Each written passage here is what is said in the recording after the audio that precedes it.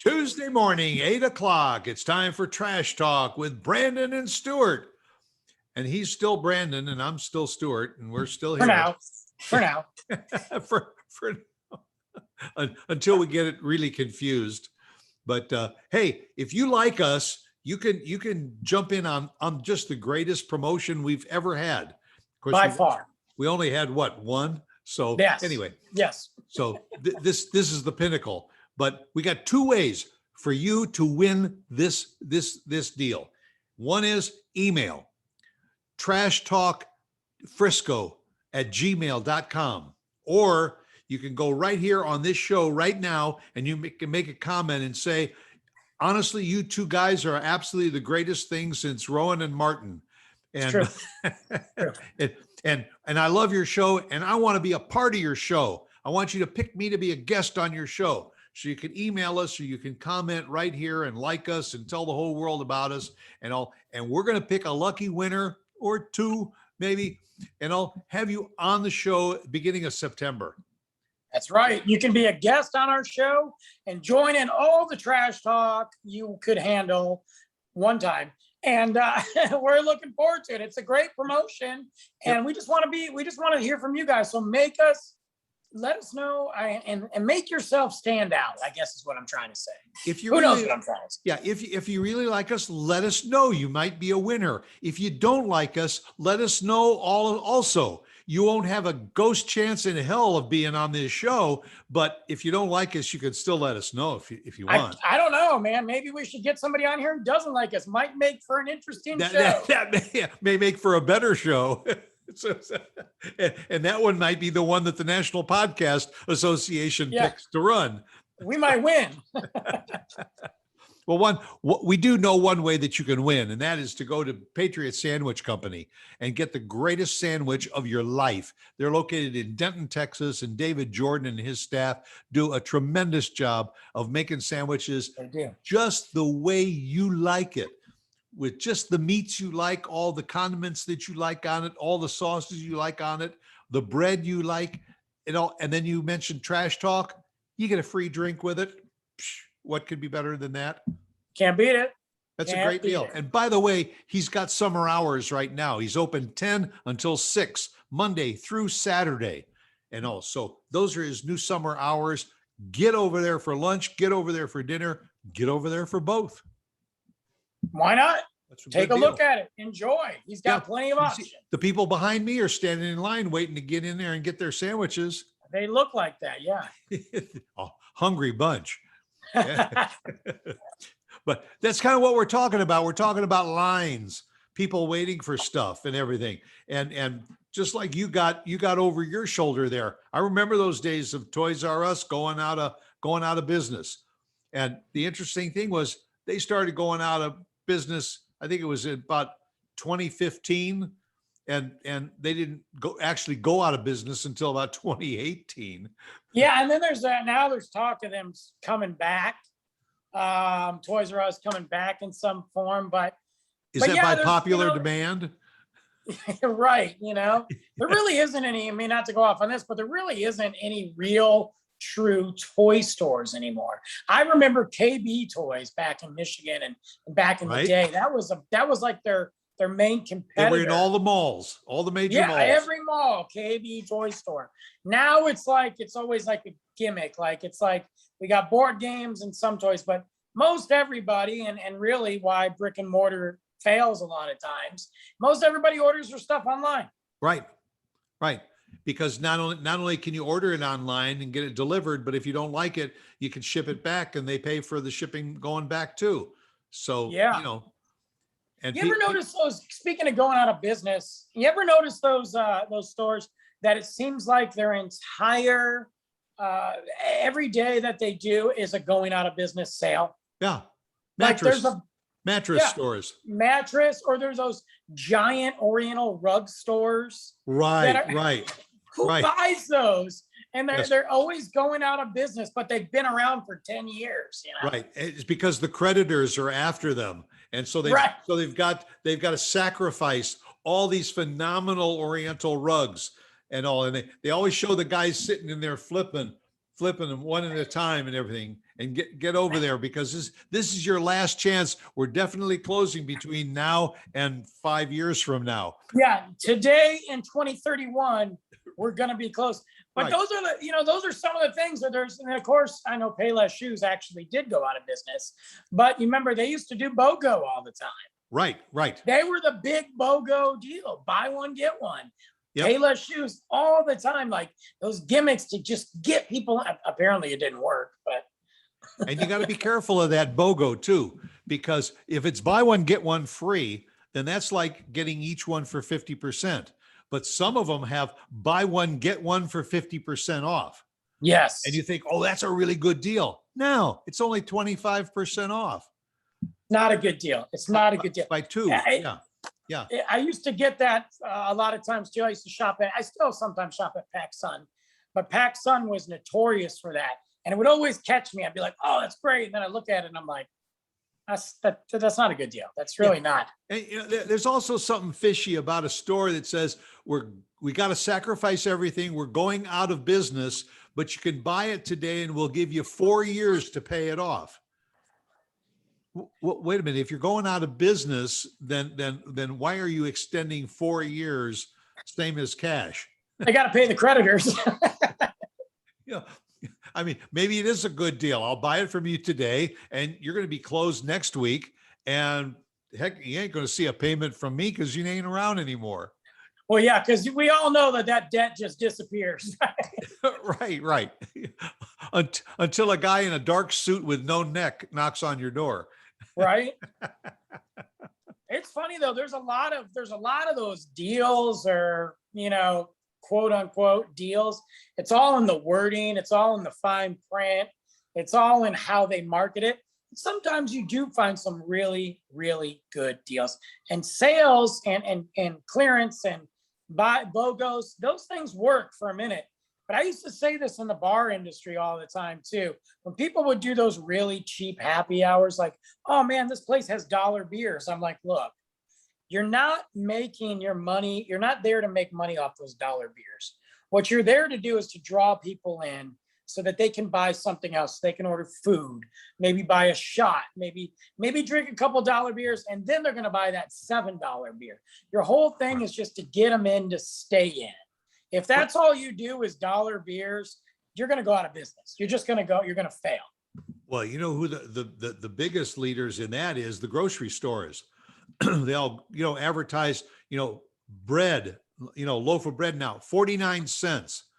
Well, they know nobody's going to walk in with 49 cents in their pocket to buy one loaf of bread. Of course. They're going to go in for that one loaf of bread for 49 cents and walk out with $75 worth of groceries. It's a given. It's like even like Chick-fil-A, Chick-fil-A sends me, and I haven't gone in forever. They'll send me like a little free thing once a month. Like, hey, we're giving you free, whatever they're called, their nuggets or whatever, or free drink. Well, I'm not just going to show up to the drive-through and go, oh, thanks for the nuggets, and leave. I mean, if I was smart, that's what I would do. That's exactly. But inevitably I'm going to spend $5, $6, $7. And they've already made up for it. I mean, it's smart marketing. Right. As long as you got a good business model. If you're doing it to try to stay afloat, you're going to sink. And you find yourself juggling all of the deals too, because like you mentioned, maybe if you buy a sandwich and a large drink and you get the fries for free. Right. That's also kind of the hook. In the long run, the fries are probably the cheapest item on the meal. So, to get the drink and the sandwich and the free fries, lately I've been noticing that some of the ice cream places are doing that. They got lost leaders for the ice cream, come in and buy a large sundae and get a small sundae for free. I've seen some of that stuff too. Yeah. And the cars are backed up for 1.5 miles waiting to get in to get that deal. Well, look, if you got a family, if you got two people, I mean, I find that stuff when my son and I go out. I try to find little things like that because, on something like that, it's going to save me money. Sure. Inevitably. Well, you go in there and so you're going to pay 450 or something for that large sundae. You're going to get that small buck-and-a-half sundae for free. And then you've been sitting in line for 2.5 hours to get it. And then you got to stop and spend $30 to fill up the car with gas because you burned all the gas in your tank. Right. Sitting in line for your $1.50 free ice cream sundae. That was like when they used to give away free gas. You know, they'd have those contests where they're giving away free gas, and you'd see the line wrapped for miles. And I'm like, dude, you're spent. I mean, why even, if you can even get up there to get it, why are you wasting the gas in the first place? Right. Well, that goes along again with those lost leaders. Sometimes they'll say, you know, that they've got this special that's only $2.99. Well, when you get there, oh, we just sold the last one, but come on, because we've got some other good deals in the store. Right. And inevitably you're there, so you're going to buy something. Yeah, it's all smoke and mirrors. It's all the wizard. It's all who's behind the curtain. And I did a lot of that at the nightclubs back in the day too. That was a big one. And I'm sure that I know for a fact they still do this stuff at a grander scale. But I remember we would work the nightclubs, and we didn't open till, you know, our doors opened at 9, but nobody goes to a nightclub at 9. Okay. Technically speaking, I would say 9, but inevitably I wouldn't let anybody in till 10:45, 11 o'clock. You know, sometimes if we had a big DJ or musical guest, sure, we would open it up. But we would generate such an excitement for what was going on at the nightclub, between handing out flyers. And at the time it was MySpace or email list, or we take out ads in the Metro Times. So people would want to come, but we would have them lined up outside, and I would just keep them there. Just keep them lined up. And I would blast the music and bump it.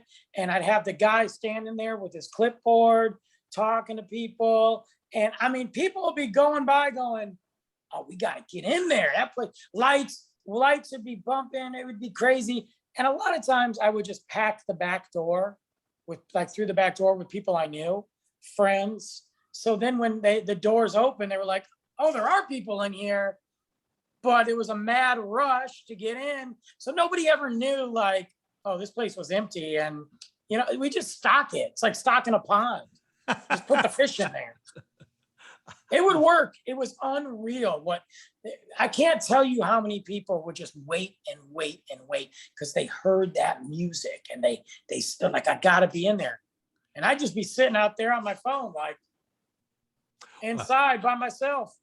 It's like the restaurants that have the early bird special. They hold the people out in the lobby and everything, and the early bird special is on until 6 o'clock.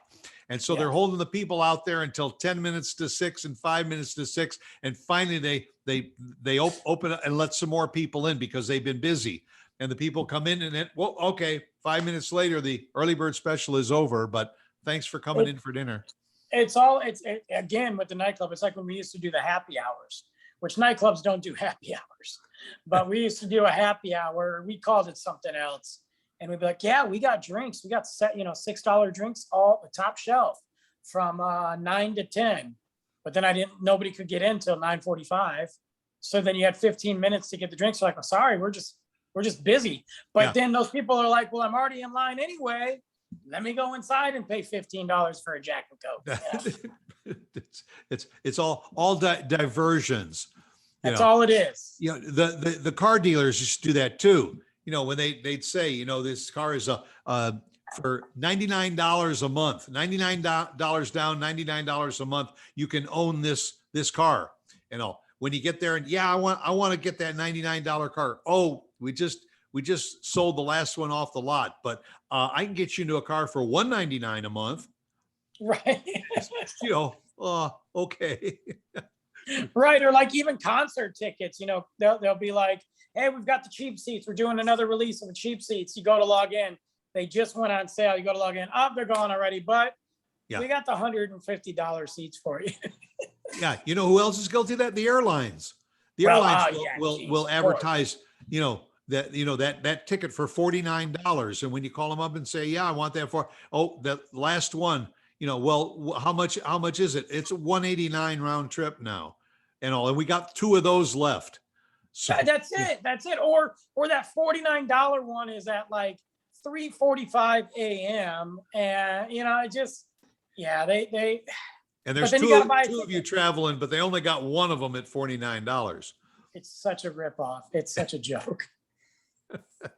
But that's what we do. I mean, it's in some aspects, it's business, it's marketing, and other aspects, I'm just like, this is a game. Just tell me that this is not a going out of business sale. Just tell me this is how you do business, Yeah.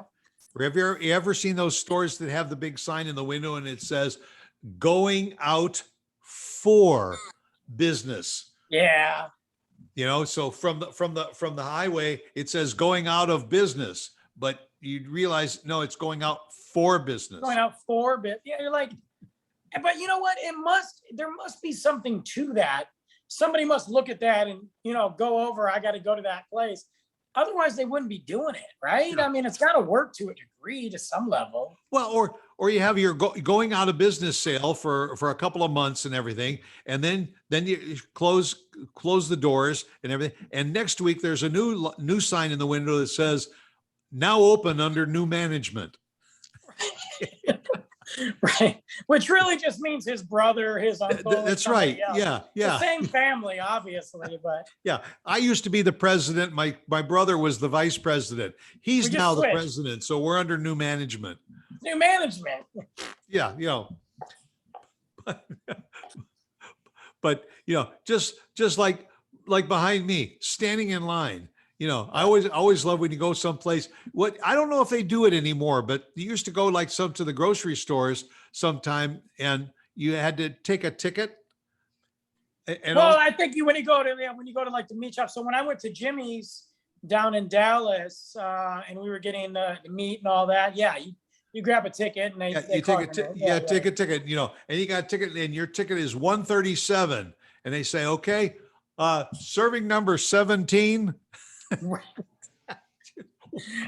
There's only 3 people in front of you. You're like, where's yeah. Well, or like how come they're on number 17? I got 137 and there's only 3 people standing here. When you get to the DMV, right when they open, and you're like number 5 in line, you pull a ticket and it says 30, and you're like, dude, there's only 5 people here.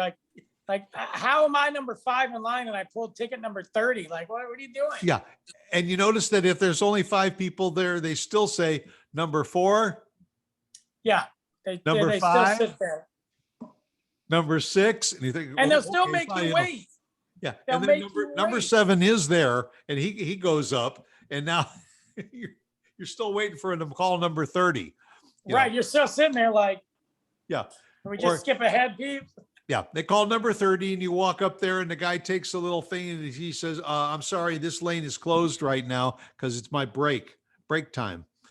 You know what? As far as the DMV goes, there's no reason we should ever have to go to the DMV unless it's obviously those certain things, testing or whatever. If I lose my license and even if it expired, who cares? You got my information. Let me renew it. Use the old picture. It's 2021. Give me a break. And you know what? I don't think a license should expire. It's all about money anyway. If I get a license, just let it go until I die or until you test me again. I don't know. Right. Stupid. Brother. Making me mad. Well, we ain't going out of business. We're still around. We're here every week. If we made it through last month and we still here, I don't know what to do. Yeah. And we're going to make it through next month. Hopefully we really hope we make it through next month, because next month's our first anniversary. Yes, it is. And we will have details on a special show that we'll be doing for our 1-year anniversary as soon as I talk to Stuart about it.